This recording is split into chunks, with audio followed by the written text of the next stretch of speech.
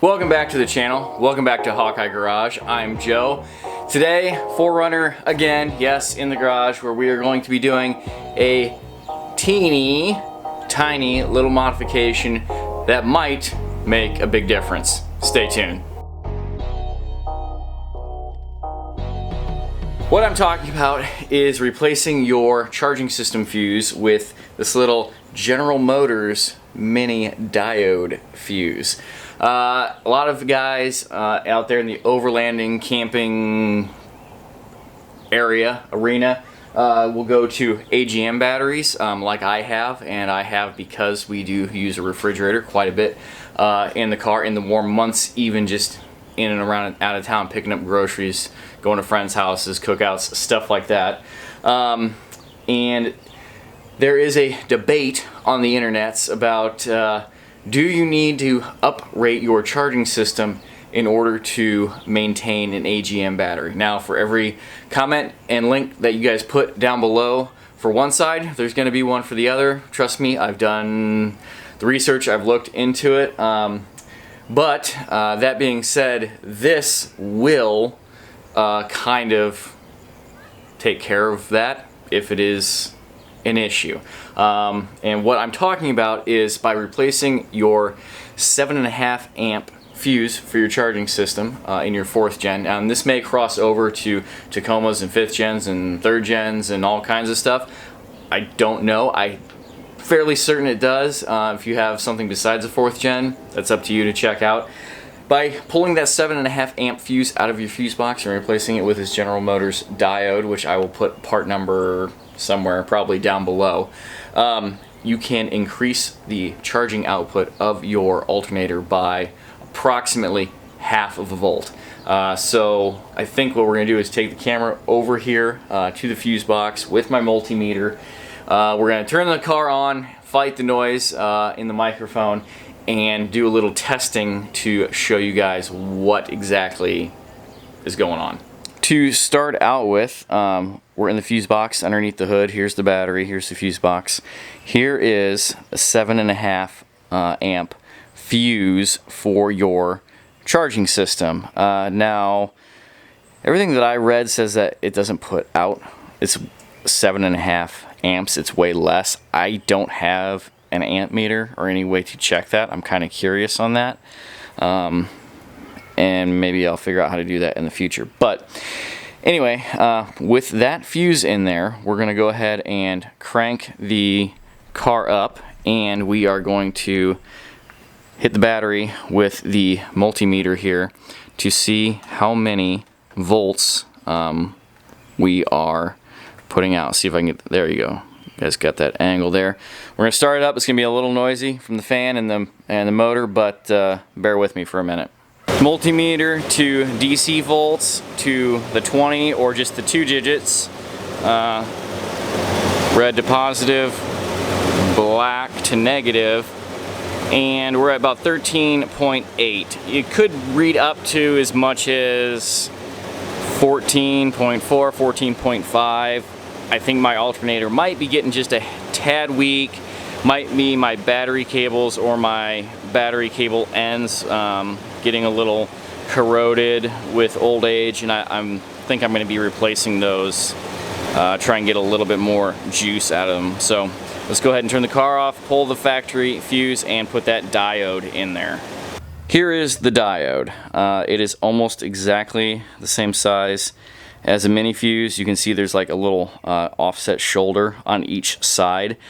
I saw a link where a guy sanded that down and it fit into the fuse holder down there.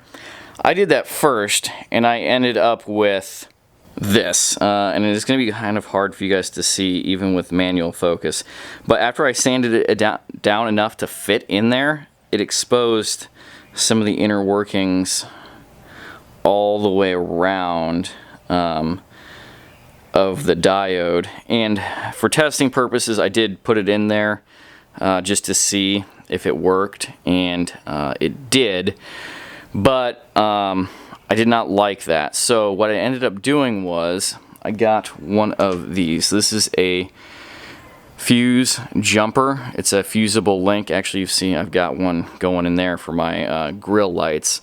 So what you would do is you pull a fuse out, put this in one of the circuits, the bottom circuit. You would put the fuse in that you took out, and then you could put another fuse in to a wire out to have another circuit.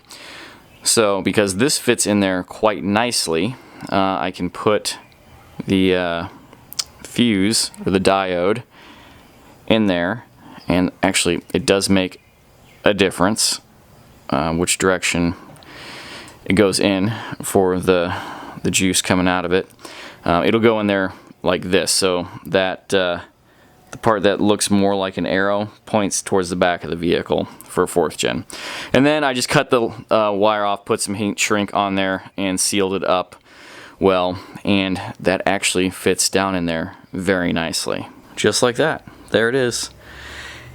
And I guess now that we have it installed there, it's very tight, it's very secure. That's all.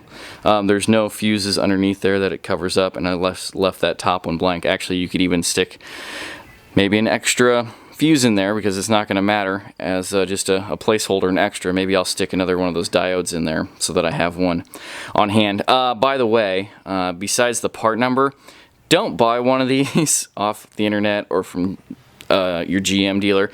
Go to a junkyard.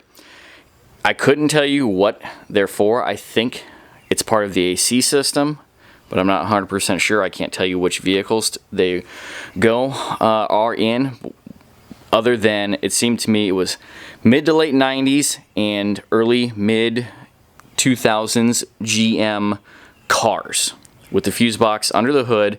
I didn't find any in SUVs, trucks, vans, and there will be one of them in there. And as far as I know, they're all the same.